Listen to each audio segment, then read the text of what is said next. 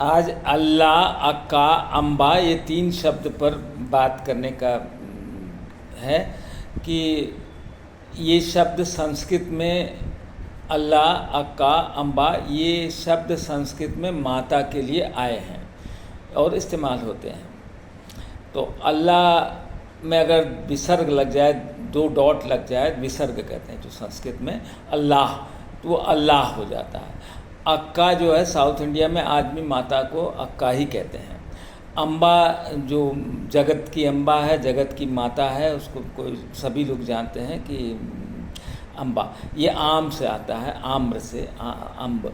तो आम का जो है में निवास करती है, वो आम के पेड़ में है, इसीलिए आम के पेड़ की लकड़ी हवन में इस्तेमाल होती है। आम और बेल की 2 लकड़ियाँ हवन में इस्तेमाल होती हैं। तो आम का फल भी जो है माता के स्तन की तरह होता है, अगर आप ठीक से देखेंगे तो वो माता के स्तन की तरह है, तो वो आम के पेड़ में निवास करती है। तो अल्लाह, अक्का, अम्बा ये 3 शब्द माता के लिए संस्कृत में इस्तेमाल है, और से कोई मेरा मंशा नहीं, विषय नहीं है। हम संस्कृत की ही बात कर रहे हैं, जिसमें अल, इसको तोड़ेंगे अल्लाह को तो अल प्लस ला प्लस आ 3 शब्द होता है। अल्लाह जो है तो अल प्लस ला प्लस आ। अल का मतलब होता है, व्याकरण में तो पर्याप्त और काफ़ी है जिसके लिए इस्तेमाल होता है, लेकिन निरुक्त और व्याकरण और व्याख्या उसकी शब्दों की व्याकरण के आधार पर की जाती है, लेकिन वो अलग है, मूल अर्थ को निकाला जाता है। तो अल का मतलब होता है पैदा करने वाली माता। और लम बीज भी, ल जो है लम बीज पृथ्वी का भी बीज मंत्र है। कुंडलिनी चक्र में जो चक्र हैं हर एक के बीज मंत्र हैं, तो पृथ्वी का बीज मंत्र लम है, पृथ्वी माता है। तो अल का मतलब पैदा करने वाली।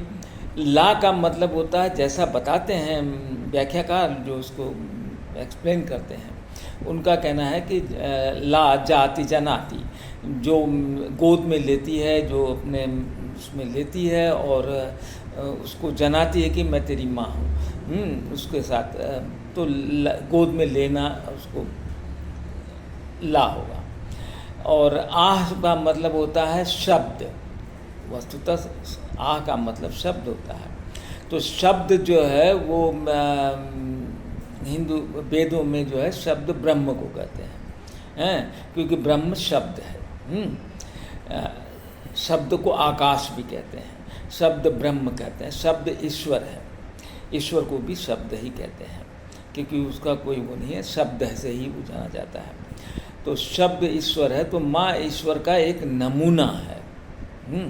ईश्वर तो नहीं साक्षात दिखता है, लेकिन माँ उसका एक नमूना के रूप में दिखती है। तो आ शब्द है, शब्द का मतलब ब्रह्म का सूचक है, आह ब्रह्म सूचक शब्द है। तो ब्रह्म मतलब ईश्वर, साधारण भाषा में हम ईश्वर कह सकते हैं। तो माँ ईश्वर का एक सूचक है।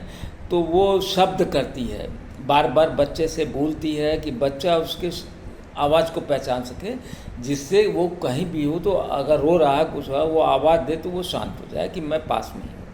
तो माँ अपने बार बार उससे बोलती रहती है, बात करती रहती है, और बच्चा उस माँ को शब्द के जरिए पहचान जाता है कि मेरी माँ है। तो आ शब्द, तो माँ ईश्वर का एक नमूना है, ये बताया गया। तो वो शब्द बार बार उच्चारित करती रहती है कि जिससे बच्चा उसकी आवाज़ को पहचान जाए। संकट में हो या परेशान हो, घबरा हो, तो वो जैसे ही कुछ बोलेगी तो बच्चा शांत हो जाएगा। गाय भी ऐसा करती है, बार बार वो अपने बच्चे को, बछड़े को आवाज़ दे के बुलाती रहती है, जिससे बछड़ा इधर उधर हो जाए तो वो आवाज़ दे तो वो बच्चा कुछ शांत हो जाए।